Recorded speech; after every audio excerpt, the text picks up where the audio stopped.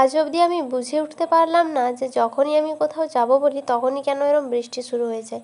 এখন ঘড়িতে বাজে 2টোর মতো, দেখো কী পরিমাণে বৃষ্টি শুরু হয়েছে। আর 1-2 ঘন্টা পর মানে ওই 4টের দিক করে আমরা যাব আমার দিদি বাড়ি। একদমই হঠাৎ করে প্ল্যান, আজকেই প্ল্যান হয়েছে, আজকে বিকেলে আমরা যাব। দিদি বাড়ি যাওয়ার কারণটা হচ্ছে আজকে রাত্রে ওখানে আছে একটা পুজো, আর কালকেও একটা বিশেষ দিন আছে অবশ্য, সেটা একটু পরে বলছি। তার আগে এদিকে দেখো হাতে বেরোনোর আগে বিপত্তারিণী তাগা বেঁধে নিয়েছি, যেটা আমার খুব বিশ্বাসের, কেননা বিপদ আমার পিছু ছাড়ে না যদি এবার আমি ওইদিকে হালকা করে রেডি হয়ে গেছি। একটা শখ করে সাদা কালার টি শার্ট পরেছিলাম, কিন্তু পাকা মোমের আইসক্রিম খেতে যেয়ে আইসক্রিমের চকলেটটা ফেলে দিয়েছি টি শার্টটার ওপর। টি শার্টের অবস্থাটা বাকিটা তোমরা বুঝে নাও।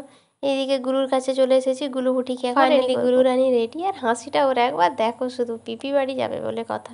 আজকে আমরা 4জনই যাচ্ছি, দাদা, বৌদি, আর এটা ছিল গুলুর লুক। দেখো কি সুন্দর দেখাচ্ছে। আজকে ওকে নূপুর পরানো হয়েছে, সেই অন্নপ্রাশনের পর নূপুরগুলো আজকেও পরেছে, কি কিউট দেখাচ্ছে পাগুলো দেখো। মায়ের এদিকে তো খুবই মন খারাপ, মা দুই ঠাম্মির আদরের নাতনি চলে যাচ্ছে আজকে ঘুরতে। বৃষ্টি এইমাত্র একটু থেমেছে, কিন্তু প্রচুর মেঘ ধরে আছে, আমাদের গাড়ি আসবে, আমরা এখন দাঁড়িয়ে আছি। গাড়িতে যাব যদিও সমস্যা নেই, কিন্তু মেঘটা ধরে আছে, এটা একটু ভয় ভয় লাগছে, জঙ্গল পেরিয়ে যেতে হবে তো। বলতে বলতে এদিকে গাড়িও চলে এসেছে। 2টো জঙ্গল পেরাতে হবে, একটা ছোট আর একটা অনেক অনেক এদিকে কি জানি কি সব বকছে। এবার বলি কি কারণে আমরা যাচ্ছি। প্রথমত আজকে রাত্রে একটা অনুষ্ঠান আছে, প্লাস পুজো আছে। আর আরেকটা কারণ হচ্ছে আমার দিদির ছেলে সায়ন, ওর কিছুদিন আগে বার্থডে ডেটটা পেরিয়ে গেছে, তাই আমরা ভাবলাম সেলিব্রেট করব, সেই জন্যই যাচ্ছি। এখন আমরা মিউ আমরে চলে এসেছি, যেতে যেতে দাঁড়ালাম, কালকে যেহেতু জন্মদিনটা করব ভেবেছি, তো কেক নিয়ে যাব মিউ আমর থেকে। দাদা আর আমি এখন এসেছি, এখান থেকে একটা আমাদের পছন্দ মতো কেক নেব, সেটা এখন তুমি হঠাৎ করে প্ল্যান। আমি এখনও ওর জন্য কিছু গিফট কিনিনি, একটা গিফট ফোন করে বলা আছে দোকানে, এই এখনই যাওয়ার সময় নিয়ে যাব। মানে আজকেই প্ল্যান করেছি যাব, তো হঠাচটা হলে তো কিছু কেনাই যায় না, আর তার মধ্যে সকাল থেকে বৃষ্টি পড়ছে, আমি শালবনি যেতেও পারিনি।